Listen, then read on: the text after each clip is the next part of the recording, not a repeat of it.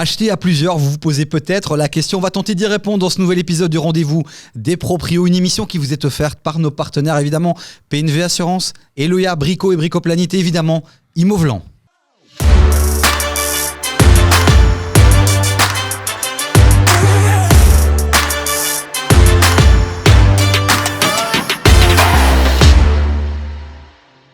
Et évidemment, comme à chaque fois, une belle brochette d'experts et de passionnés. Aujourd'hui, dans cet épisode, je dirais même mieux, on a les Avengers de l'immobilier. Les super-héros. Eric Spitzer d'Immovelan. Ah, c'est moi. Qui a sorti, non pas sa cape, mais un autre super-pouvoir. Je ne sais pas à quoi ça sert. Qu'est-ce que c'est que ça ? Ça, c'est trop de paddle, tu le bras. Non, je pense que tu as trop travaillé sur la nouvelle application d'Immovelan. Et à force de coder, taper, boum, élongation.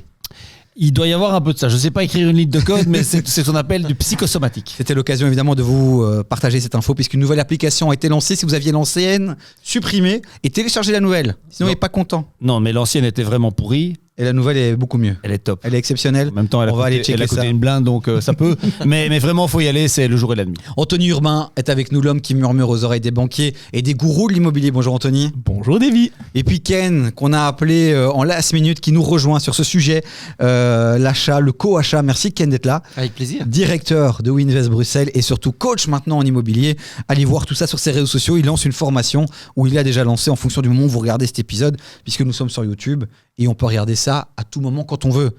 Et on peut nous écouter aussi. Vous nous avez déjà écouté Spotify, Apple Podcast, tout ça ? C'est sympa, la qualité est bonne. Hein.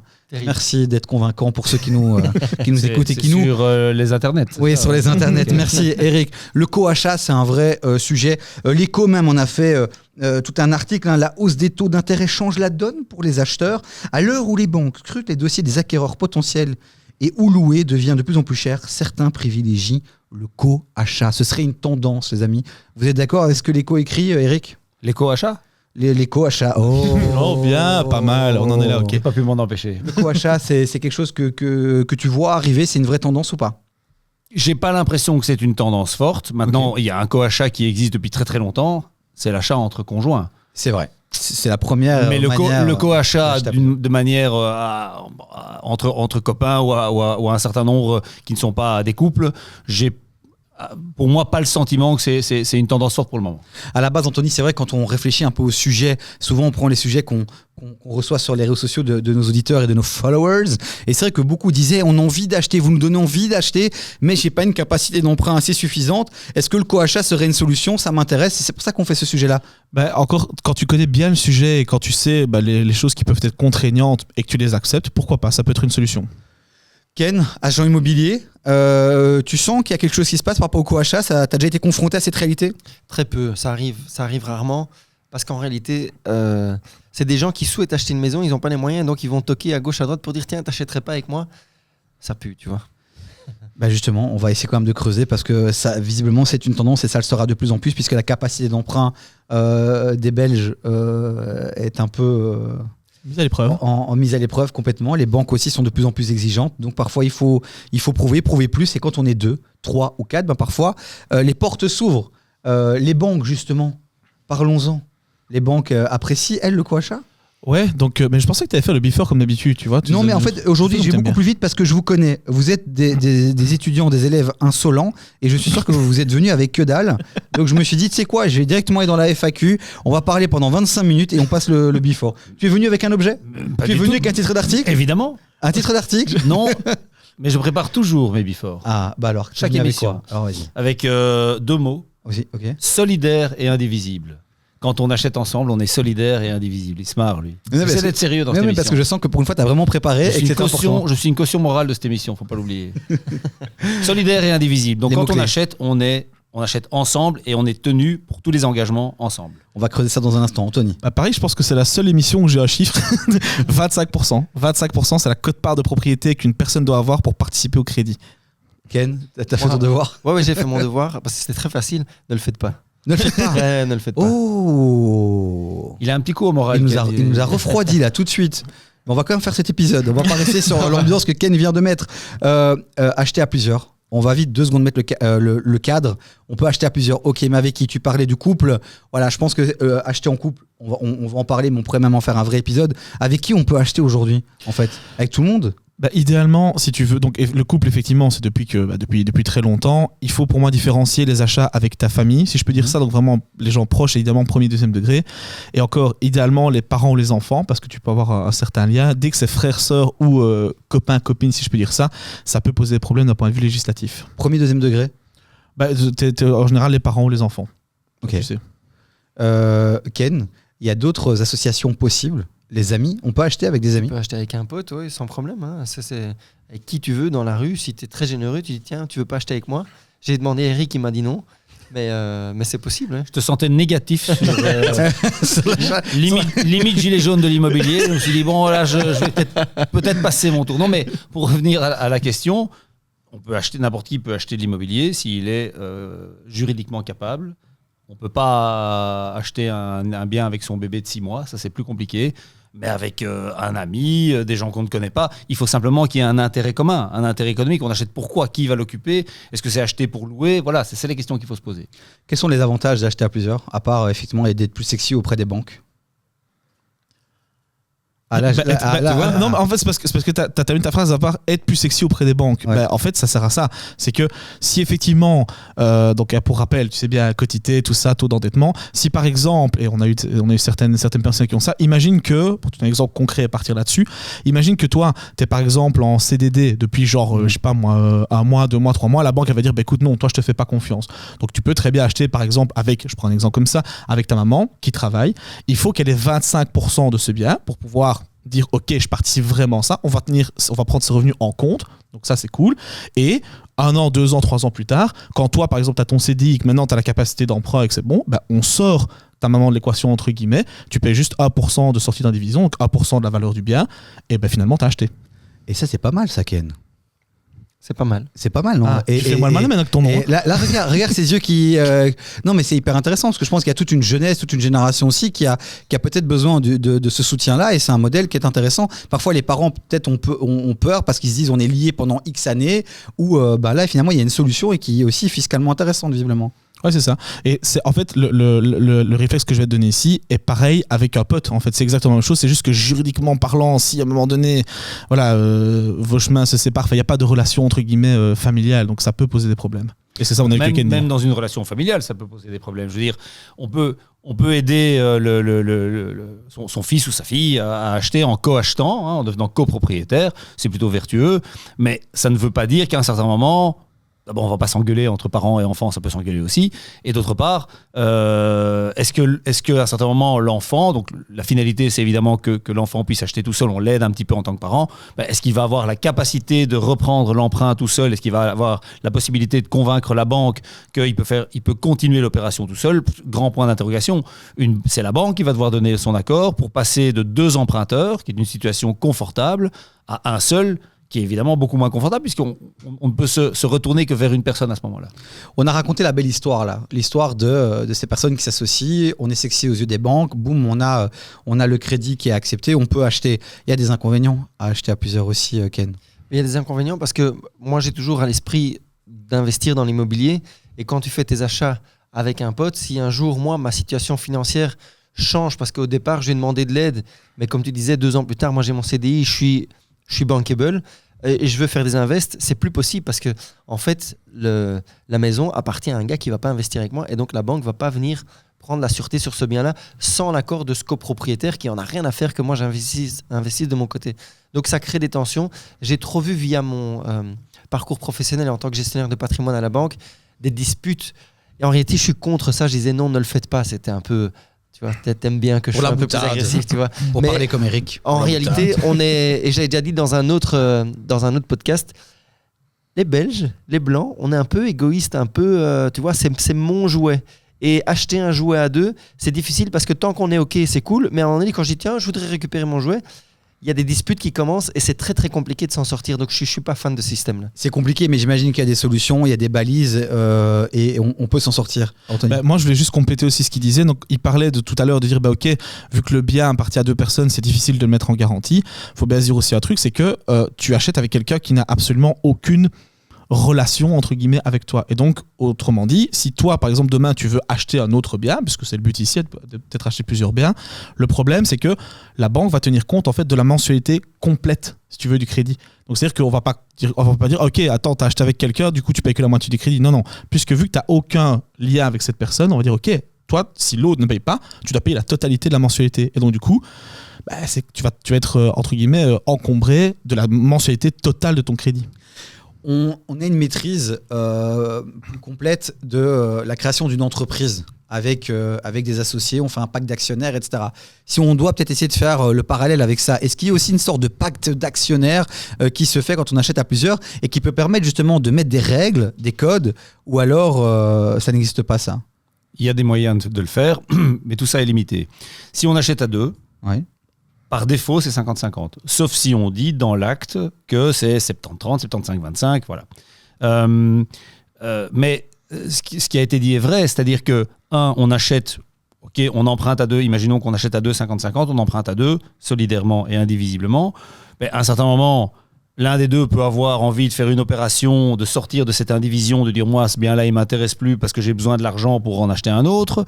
Mais c'est là que les problèmes commencent. Donc, c'est sûr que c'est un petit peu comme un contrat de mariage. On prévoit le cas de divorce au moment où on se marie, en espérant qu'on ne divorce jamais. Ici, les possibilités existent, mais elles sont limitées et elles ne couvrent pas toutes les options, quoi. Et alors, il y a autre chose que tu as cité, c'est acheter en société. Ça, c'est aussi une option, c'est-à-dire qu'il y a un seul acheteur du bien, c'est une entreprise, c'est la société, et il y a plusieurs associés qui possèdent la société. Mais le bien est détenu par la société, et à ce moment-là, si l'un des deux associés veut quitter, l'autre lui rachète ses parts. On va dire que c'est un peu plus facile, mais c'est pas non plus une solution miracle. Quand on se renseigne un peu sur Internet et qu'on tape acheter à plusieurs, il y a souvent ces deux notions d'indivision vs société. Juste pour que, voilà, faisons un peu de vocabulaire. Indivision, ça paraît clair. Voilà. On ne divise pas en lots, par exemple. C'est ça. C'est un bien qui n'est pas divisé. Donc, effectivement, l'entièreté du bien appartient effectivement à plusieurs personnes. Ou alors, soit tu peux faire ça, soit tu peux faire en division aussi. Donc, dire par exemple, j'achète un immeuble et je le divise par exemple en 2 appartements. Là, par contre, ça pose beaucoup moins de problèmes parce que chacun est propriétaire de son appartement. Et pour compléter ce que Eric disait tout à l'heure, il existe quand même, je ne sais pas si ça s'appelle un pacte, mais c'est un contrat d'indivision où tu peux quand même dire, OK, on achète à 2, mais on met comme certaines conditions. Et notamment, une des conditions, ça peut être, tiens, pas de revente dans les 5 ans, par exemple. Ça, c'est un des trucs. Pourquoi est-ce que la loi a considéré que dans les 5 ans, c'était un délai raisonnable pendant lequel tu pouvais obliger quelqu'un à ne pas vendre. Et donc là, si on fait ça, on est bien d'accord que si en une fois, parce qu'en 5 ans, il peut se passer plein de choses dans une vie, on peut connaître des malheurs, on a peut-être besoin alors de récupérer la part qu'on avait mise ou machin, etc.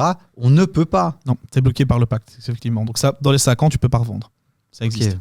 Faut y penser, évidemment, mais bon, ça existe. Et puis, la question qu'il faut se poser, c'est pourquoi est-ce que 2 personnes qui ne vivent pas ensemble vont acheter un bien ? Est-ce que c'est pour investir, pour faire des travaux, rénover et revendre, achat-revente ? Bon, ok, alors là, c'est relativement court-moyen terme.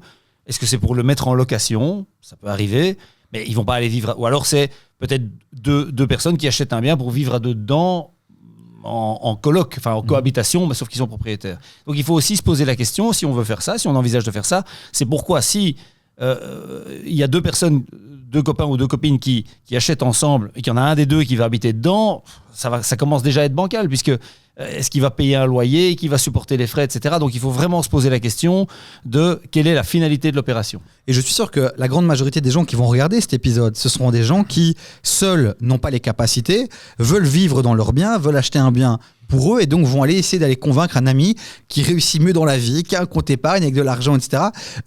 Qu'est-ce qu'on peut lui dire à lui pour essayer de le convaincre ? Quels seraient les arguments financiers pour lui ? Ne le fais pas. Mais non. Non, c'est pour rien. Non, mais en tout cas, on a très bien compris que c'est quelque chose qu'il faut vraiment bien baliser, bien cadrer, comme toute association dans le business ou même dans le mariage, je te l'ai dit. D'ailleurs, il y a des plateformes maintenant ou des entreprises qui font cet appoint.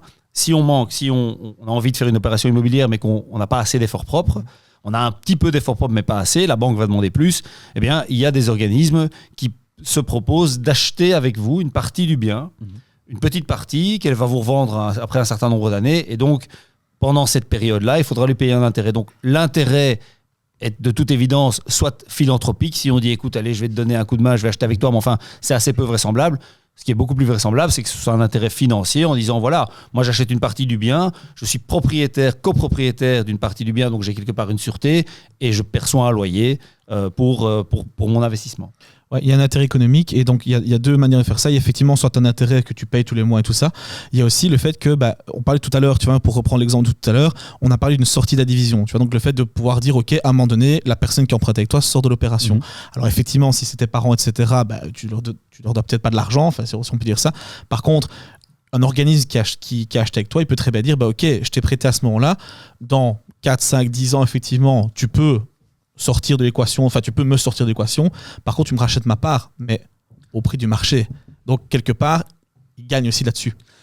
Tu parles de ces solutions-là, d'organismes qui peuvent acheter avec toi. On a des bons plans, citer des noms? Alors il y a une plateforme qui s'appelait Buy Buy Rent qui maintenant s'appelle Ownvestor, H-O-W-N-Vestor. Ça c'est pour le particulier vraiment qui souhaite acquérir de l'immobilier mais qui n'a pas assez d'efforts propres. Et on a alors de manière plus mais c'est un peu différent, on a aussi des plateformes pour les gros projets immobiliers. Quand un promoteur n'a pas assez de fonds propres aussi, il peut ouvrir, on va dire, une partie du capital aux investisseurs. Et là, l'avantage pour un investisseur particulier, privé, c'est qu'il peut investir à partir de 100, 200, 1000 euros et il touche un intérêt pour ça qui est un intérêt en général supérieur à l'intérêt du marché. C'est ça. Voilà. Maintenant, en général, ça, le problème, c'est que entre guillemets, le bien ne t'appartient pas. C'est vraiment comme un placement, si je peux dire ça, financier, où tu achètes des parts, si je peux dire ça, de l'entreprise, des parts du projet. Mais c'est une manière d'investir dans l'immobilier à plusieurs et de faire un investissement safe, enfin potentiellement safe. On a donné de l'espoir là en parlant de ces organismes qui peuvent accompagner. C'est parfois plus simple qu'aller voir un ami, la famille, dès qu'il y a des trucs d'argent un peu là-dedans, c'est ou aller voir compliqué. Ken, c'est plus ou aller voir Ken aussi. Mais non, c'est beaucoup mieux de venir me voir. J'ai analysé ce que c'est Ownvestor. Donc c'est une solution parmi tant d'autres, mais en réalité, Ownvestor, pour résumer très fortement ce que c'est que tu vas être un locataire qui récupère son bail le jour où tu t'en vas. Pour être très grossier. Parce que quand tu achètes le bien dans lequel tu vis, tu payes ta mensualité. Le jour où tu revends, tu prends ta plus-value. Et donc, tu as payé un loyer qui met de l'argent dans tes briques tous les mois. Et le jour où tu revends, tu récupères ce loyer plus ta plus-value. Avec Ownvestor, en fait, c'est que avec les frais qu'ils vont prendre, la plus-value qu'ils vont saisir, c'est toi, tu payes tous les mois ton crédit. Et le jour où tu pars, tu vas récupérer ce que tu as payé parce que la plus-value et tous les frais vont être prises par Ownvestor. Pour les résumer grossièrement, mais j'ai fait des calculs, on y est. Ça dépend de l'évolution du marché de l'immobilier. Si le marché de l'immobilier évolue bien, tu vas récupérer un peu plus, mais c'est clair que tu vas devoir rétrocéder une partie de ta plus-value à la plateforme en question parce qu'elle t'aura prêté des sous. Mais ce qui est génial, c'est que quand tu es locataire, c'est à fond perdu. Quand tu achètes via Ownvestor, tu as un locataire qui récupère son loyer. Donc, c'était une solution. Maintenant, ce que moi, j'ai déjà dit dans plein de podcasts, c'est parce que beaucoup de gens veulent vivre dans des grands espaces où sont trop exigeants. Louer, c'est beaucoup moins cher. Si vous êtes exigeant, vous voulez une belle maison et tout ça, louez-la et faites des investissements beaucoup plus petits. En fait, quand on appelle un investor, c'est parce qu'on veut acheter sa maison. Et je dis, merde, là, je suis un peu court, je gagne pas assez ou j'ai pas assez d'apport. Alors, je vais faire appel à quelqu'un pour acheter cette maison. Au final, l'achat n'a plus de sens puisqu'il n'est plus rentable derrière. C'est pour ça qu'en début de podcast, je te dis non, ne le faites pas, ça n'a pas de sens. Anthony, c'est vrai qu'en préparation d'émission, on a parlé d'Ownvestor. Et c'est vrai que tu étais aussi un peu... est-ce que tu es plutôt mitigé? Est-ce que tu suis Ken ou tu... Non, en fait, moi, je suis vraiment... Je trouve que c'est une solution qui a le mérite d'exister, en fait, tout simplement. Ouais. Et je rejoins Ken à moitié sur certains points. Là où je trouve que c'est quand même chouette, c'est que c'est vrai qu'ici, quand tu parles de louer votre bien et acheter un payeur parce qu'effectivement, ça peut vous coûter plus cher, tu parles surtout, et je parle ici pour la Wallonie aussi, tu parles surtout de Bruxelles, tu vois, où là, c'est vraiment très cher. En Wallonie, ce qui est bien, c'est que pour reprendre le point positif quand même, c'est que effectivement tu récupères le bien entre guillemets dans lequel tu habites, mais c'est quelque part un moyen d'habiter le bien de tes rêves, si je peux dire ça, et de le récupérer par après. Et donc effectivement tu n'envoies pas tes loyers à perte. Oui, et puis il faut pas oublier que si on achète avec un camarade qui veut bien, qui a un peu de sous et qui est prêt à aider, au bout de 4-5 ans, il va aussi se dire si on a envie de le sortir de l'indivision, il risque aussi de se dire, écoute, c'était gentil, mais l'immobilier a aussi augmenté, la part de 50 000 € que j'ai mise, on va peut-être un peu la faire monter. Donc c'est clair qu'il faut aussi tenir compte de cet élément-là, qui va être l'évolution des prix de l'immobilier, et qui va faire que, c'est clair que si on achète à deux, la plus-value qu'on va faire à terme sera diluée par rapport à si on achète tout seul. Ça, c'est inévitable. On terminera Après, dans un Davy, instant. si tu as un pote qui te donne 50 000 et dans 10 ans il veut récupérer que 50 000, tu me le présentes. Ouais, Tu présentes aussi, ça tu envoies. C'est ce que là on fait. On parlera dans un instant, on terminera par un petit débat. C'est vrai qu'on voit beaucoup aussi sur les réseaux sociaux des coachs en immobilier qui vont plus loin, qui créent des communautés et qui vont encore plus loin et qui proposent à ces communautés d'investir ensemble, etc. Et voilà, je ne sais pas si c'est un de tes objectifs à un moment donné, mais en tout cas, ça se fait. Et j'ai envie d'avoir votre avis sur ces fameux gourous de l'immobilier qui annoncent des rentabilités un peu exceptionnelles, etc. Mais d'abord, 2 secondes, quelques cas pratiques. En préparant l'émission, on a reçu aussi un petit message par rapport à en cas de décès, VS, droit de préférence, droit de préemption, etc. Imagine, tu as investi, il y a un locataire qui est là, tu achètes à 2, il y a un locataire, ton co-acheteur décède. Oui. Logiquement, ça va aller. Je fais la fête. Ça va aller. Non, mais. Non, ça va. Je fais la fête aussi, pareil. C'est pareil. Ça va aller. Salut l'artiste. Non, ça va- Il a compris. Pourquoi tu fais la fête? Non, mais non. Ça va aller. Je fais pas du tout la fête. Ah. Enfin, moi, je fais la fête quoi qu'il arrive, mais Ouais. pas spécialement parce qu'il est mort. Soit pour oublier, soit pour fêter. Voilà, c'est ça. Les deux. Il fait 2 fois, Eric. Remettez-moi, Marcel, remets-moi quelque chose. Non. Donc, le bien qui appartient ou qui appartenait au décédé, au Ouais. défunt, va tomber dans son héritage, donc dans sa succession. Et s'il a des enfants, s'il est marié ou il ou elle, ben, c'est les héritiers qui vont devenir propriétaires de la partie qu'il détenait. Ça, il y a une exception à ça qui est quand même une exception importante, c'est entre couples.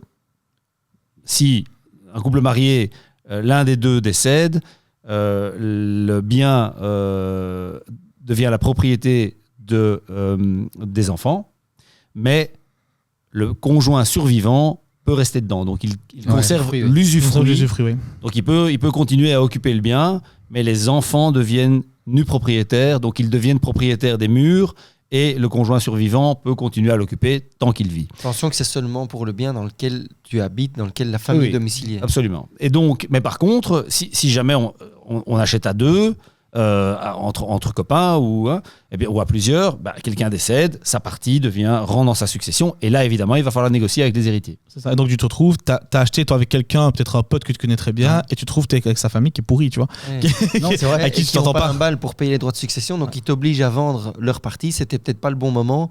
Tu vends mal, il y a un locataire, c'est chiant, c'est compliqué. Sauf que s'il y a une assurance solde restant due, Oui, on en parlait. On en parlait. Prise chez PNV Assurance. Eh bien, à ce moment-là, voilà. Non, mais effectivement, s'il y a un décès des deux, si on parle d'acheter à 2, si l'un des deux décède, grosso modo, c'est bonjour les problèmes. Ok, bah c'est bien résumé. Je pousse le bouchon un peu plus loin. Il n'y a pas d'héritier. Le locataire ne peut pas tenter de racheter les parts. Ah, s'il n'y a Toi, pas tu veux d'héritier. tuer ton proprio ou quoi? Non, pas du tout. Mais voilà, moi je vois plein de cas. On m'a mis une liste de cas, de scénarios possibles. Moi, je réponds aux questions des auditeurs. Moi, je suis là que pour ça. Réagissez, il y a le WhatsApp, le numéro qui s'affiche. Posez des questions en commentaire aussi sur YouTube, parce que nos amis, de temps en temps, vont sur YouTube. Voilà, Eric, bon, il est encore branché sur la 3 Les internets, et sur c'est France les 2. internets, hein, ouais. Mais de temps en temps, il va sur YouTube aussi. Il a une Smart TV à la maison. Un smartphone, oh là là. Tu vas prendre ma smart main dans la gueule. Ça va pas faire un pli. Tant pis pour le tennis elbow. Mais vous pouvez aussi mettre des commentaires sur YouTube, on y répond. Non, pour répondre à ta Ouais. question que j'ai sous-entendue, il m'a fallu quelques secondes pour la comprendre, mais Ouais, mais même moi, je l'ai pas comprise. Hein. Moi, t'as deux potes qui sont copropriétaires, Ouais. qui ont acheté et qui ont mis en location, et il y en a un des deux qui part, et tu dis, tiens, est-ce que le locataire peut faire jouer son droit de préférence? Non, je suis déjà propriétaire du bien, moi je rachète la part de l'autre. Si je veux mettre en vente derrière, oui, là il y a le droit de préférence qui joue. Ok, et c'est le co-acheteur qui est quand même prioritaire. Ouais, évidemment. Quand même. Non, mais dans ce pays, tu sais, tout Non, est parfois possible. ils ont des idées, Voilà. Non, mais Des fois, oui, des fois. mais ils n'ont pas été si loin. On l'a stoppé avant. bon, sur le co-achat, les amis, rapidement, un dernier tour de table sur le côté pratico-pratique. On a tout dit. Il n'y a pas d'autres choses à rajouter. On peut aller sur le débat des gourous de l'immobilier. Allons-y, on est parti. Faisons ça. Il n'y a pas Oui. d'autres solutions. Il n'y a pas d'autres associations possibles, d'autres organismes qui peuvent aider.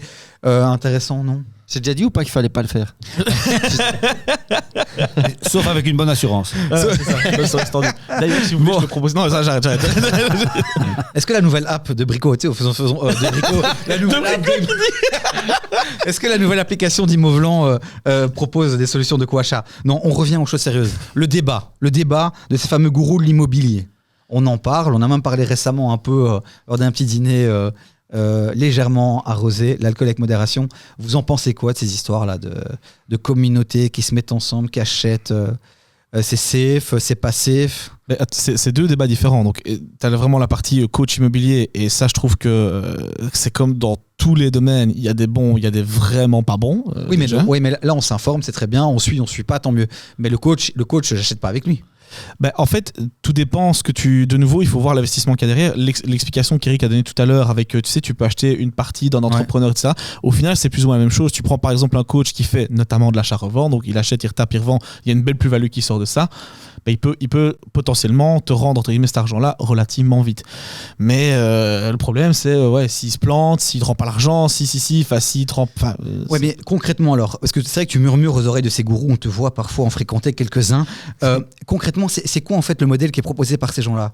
En fait, on va dans leur séminaire là, ils nous vendent du rêve. Il y a cette communauté qui se crée, et c'est quoi en fait, on leur donne notre argent, et c'est eux qui vont acheter pour nous, et ils nous promettent une plus-value, c'est ça? Ouais, c'est ça. Donc en fait, en gros, on leur donne notre argent, quoi. Ouais, tu peux donner de l'argent et eux te rendre effectivement ça avec une plus-value. Donc maintenant, voilà, le problème, c'est que en général, ce sont des gens qui sont effectivement coach immobiliers. C'est peut-être pas forcément des gens qui sont calés d'un point de vue légal ni d'un point de vue financier.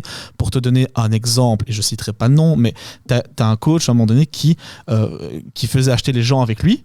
Et puis, donc, du coup, tu sais, donc tu te donnais ton argent, il te rendait l'argent, mais donc tu as une plus-value là-dessus. Donc, il y a un précompte mobilier. Il y a 30% que tu vas rendre à l'État, quoi. Lui, il disait pas. Il disait, tiens, t'as qu'à se passer du net. Et donc, les gens dépensaient l'argent après en disant, cool, j'ai fait le plus-value, puis ils devaient rendre l'argent à l'État. C'est un exemple parmi tant d'autres. Bienvenue dans ce merveilleux monde des gourous de l'immobilier. Ken, ça t'inspire quoi, tout ça? Toi qui vas être coach. Clairement, je vais pas le faire, parce qu'il y a deux choses. Il y a donner de l'information. Et en réalité, ici, je me lance maintenant parce que je pense qu'avec la carrière que j'ai eue dans la gestion de patrimoine et maintenant dans l'immobilier, que je peux apporter des vraies solutions. Mais clairement, les élèves... C'est dingue de dire ça. Ça fait bizarre. Parce que tu sais, dans ma tête, moi je suis toujours un gosse et je dis des élèves, tu vois. Mais ils vont le faire eux-mêmes. En fait, on va simplement les accompagner. Mais moi, je leur promets pas de dire, tiens, je vais acheter pour toi, je vais te faire la plus-value et tout. C'est pas du tout, j'ai pas la prétention de pouvoir le faire à leur place. Donc l'idée, c'est juste de leur donner toutes les cartes en main pour pouvoir y arriver. Après, s'il y a des gens qui ont le courage de dire, tiens, donne-moi des sous, je vais acheter et je prends la plus-value, s'ils ratent, il a intérêt à me rembourser, ça c'est sûr. Et en même temps, ça réussit pour certains aussi, il faut le dire aussi. Il ne faut pas juste tuer le truc pour tuer le truc, ça réussit aussi. Toi, Eric, je pense que tu es catégorique, il ne faut pas le faire. Non, je ne suis pas catégorique. Je dis simplement que si, d'abord, quand quelqu'un réussit, comme disait Ken, d'abord, il y a deux choses. Il y a ceux qui donnent des formations, et quelqu'un qui est professionnel, qui a une connaissance, peut donner des formations, peut donner des conseils. Ça se passe dans la gestion de fortune, dans l'immobilier, dans toute une série de domaines, le sport, etc. Voilà. Donc, c'est pas l'aspect coaching qui me dérange. Ce qui me dérange un petit peu plus, c'est l'espèce de rengaine. Je suis millionnaire, milliardaire, je suis au sommet du Burj Khalifa. C'est le marketing qui te gêne. Avec 2000 €, je suis devenu millionnaire, viens avec moi. Je me dis simplement que les gens qui sont multimillionnaires, en général, ils font pas ça. Ils expliquent pas comment, toi aussi tu peux devenir millionnaire, paye-moi 10 000 € et tu vas voir. Je trouve ça un peu gros. Deuxièmement, si une affaire est trop belle, c'est en général qu'elle est pourrie. Mais par contre, effectivement, il y a des gens, je veux dire, dans l'immobilier, le Belge a une brique dans le ventre, il y a des gens qui n'y connaissent sans doute pas grand-chose au départ et qui ont besoin d'être informés. C'est très bien d'aller suivre des formations. Il faut simplement, je trouve, se méfier un tout petit peu des plans qui ont l'air comme ça tellement faciles qu'il n'y a qu'à se baisser pour ramasser. Mais j'avais l'intention de louer une Lamborghini et de faire une vidéo, je ne vais pas le faire. Non, surtout ne le fais pas. Et ton hélicoptère aussi. Tu achètes une Lamborghini à 2. Ouais, c'est ça. Là, on va devoir être plus que 2. Mais voilà. Et prends une seule restendue quand même, parce que Lamborghini, ça coûte cher. Non, mais à un moment donné, je peux vous la proposer. Eric, je te challenge encore. Parce que quand il y a eu. Je suis un homme de challenge. On n'arrête pas de dire tout le temps investissez dans l'immobilier, c'est quasi sûr, c'est safe, aucun. Il faut être prudent, mais quoi qu'il arrive, peu de chances de perdre de l'argent, façon de parler. Et il y a eu le buzz avec les crypto-monnaies. Il y a eu le buzz avec les NFT. Beaucoup de gens ont surfé sur cette vague, se sont fait beaucoup d'argent. Pourquoi on ne serait pas aussi sur une forme de vague aussi, d'une niche financière? Une vague, ça fait des décennies que l'immobilier... mais là, ce qui se passe avec les gourous de l'immobilier, ce qui se passe avec tout ça, j'ai l'impression que c'est récent. C'est maintenant qu'on parle de tout ça. Qu'on fédère des communautés, qu'on essaie d'acheter ensemble. Il m'a posé une question, s'il te plaît. Vas-y, pardon. S'il te plaît. Ne vous battez pas. Donc, Eric Spitzer. David Courteau, enchanté. Les cryptos. Oui. Il y a effectivement des gens qui ont fait plein d'argent. Les cryptos sont un actif 100% spéculatif. Donc, c'est basé sur beaucoup moins de fondamentaux que l'immobilier. L'immobilier, c'est à l'autre bout de l'échelle. C'est-à-dire que c'est quelque chose de très, très peu spéculatif. On peut spéculer dans l'immobilier en disant « je connais, il y a tel terrain, il y a telle école, tel truc qui va s'ouvrir, je vais acheter les terrains là-bas et ça va monter très fort ». Mais en général, l'immobilier, ça monte. On perd effectivement très rarement sur une période longue dans un pays comme la Belgique. Et donc, on est sur quelque chose... Oui, on peut gagner de l'argent, pas de problème. On peut même en gagner beaucoup dans l'immobilier. Mais c'est pas quelque chose sur lequel on peut comme ça, en 6 mois de temps, tout d'un coup, faire beaucoup d'argent. La crypto, effectivement, sur 3 jours, ça peut monter, doubler, tripler ou diminuer de 100%. Et sur l'achat-vente, si on rénove avec l'histoire de certificat PEB et tout ça, on peut faire des belles marges, Anthony. Écoute, c'est ce que j'allais dire. Personnellement, j'ai une société, par exemple, où je fais de l'achat-revente. Donc, des fois, j'achète, je retape, je revends. Des fois, j'achète, je revends, tout simplement parce que j'ai acheté moins. Ou alors, j'achète, je divise, je revends. Donc là, effectivement, désolé, il y a des fois où tu peux prendre effectivement des grosses plus-values. Et j'ai même des potes qui ont fait des plus-values à plus de 100 000 € sur moins de 6 mois. Quoi. Donc, je prends ton argument, Eric, que tu viens de donner en disant l'immobilier, c'est pas spéculatif, c'est basé sur des fondamentaux safe. Anthony qui dit on peut encore faire des très bonnes affaires dans l'immobilier. Donc moi, je me retrouve face à un expert qui me dit t'inquiète, je maîtrise, j'ai plein d'exemples, je peux vous prouver que. Et moi, je peux vous donner une plus-value très rapidement. Ben, c'est possible. C'est réaliste. Enfin, attends, pour répondre à un truc quand même. Donc effectivement, l'achat-revente, ça peut être relativement rentable, mais il y a quand même un mais. Il faut des sous pour l'achat-revente. Ouais, justement, en fait, c'est ça que ces coachs la font. C'est qu'en fait, il y a des gens qui disent ok, moi j'ai 5 000, 10 000, nanana, et en fait ils disent ok, voilà, j'ai 100 000 €, je peux lever 300 000. Ok, et puis après, une fois que j'ai revendu, boum, je répartis entre guillemets plus-value. Ça, c'est en général ce qui se fait. Mais pour répondre quand même, pour faire un petit parallèle avec les crypto-monnaies, l'achat-revente, contrairement à l'immobilier patrimonial, si je peux dire ça, qu'Eric mentionne ici, l'achat-revente, c'est agressif, c'est spéculatif et tu peux te planter aussi parce qu'il suffit que tu aies un paramètre, un truc, l'immobilier qui descend un peu ou une zone qui est un peu, voilà, il y a eu des zones par exemple inondées. Une erreur d'appréciation. Oui, Effectivement. ou le bien qui ne se vend pas. Hein. Voilà, c'est ça. C'est comme bien, c'est pas parce que tu le mets en vente que tu vas le vendre. Donc, tu dois quand même essayer de calculer correctement. Alors, les professionnels en fait de l'immobilier aguerris, ils se plantent beaucoup moins, mais ils peuvent aussi se planter. Et puis, le marché peut aussi se retourner. De nouveau, on est dans un marché assez stable en Belgique. On n'a pas de crack immobilier comme on peut avoir un crack boursier. Mais tu peux aussi faire une opération, on va dire, négative.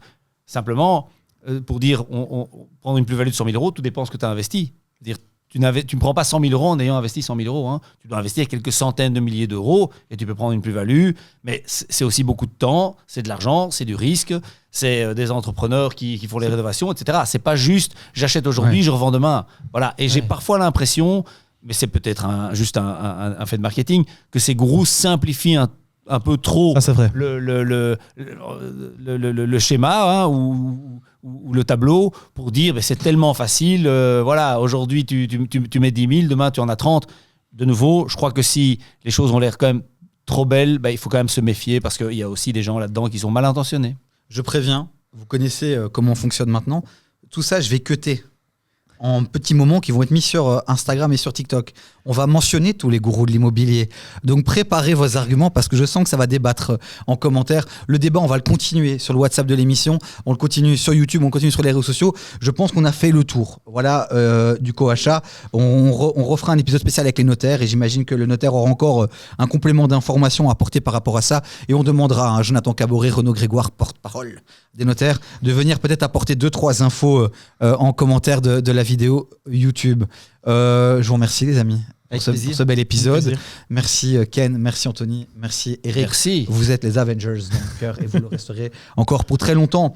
Les amis, on vous dit à très bientôt pour un nouvel épisode et évidemment on remercie nos partenaires Immovlant et sa nouvelle application incroyable, PNV et ses nouveaux crédits incroyables, Brico et Bricoplanet et ses nouveaux projets incroyables. On a des très bons partenaires vraiment et Eloya et leurs événements incroyables. Les amis, à très bientôt et merci pour tous les follow, tous les commentaires. Ciao, ciao.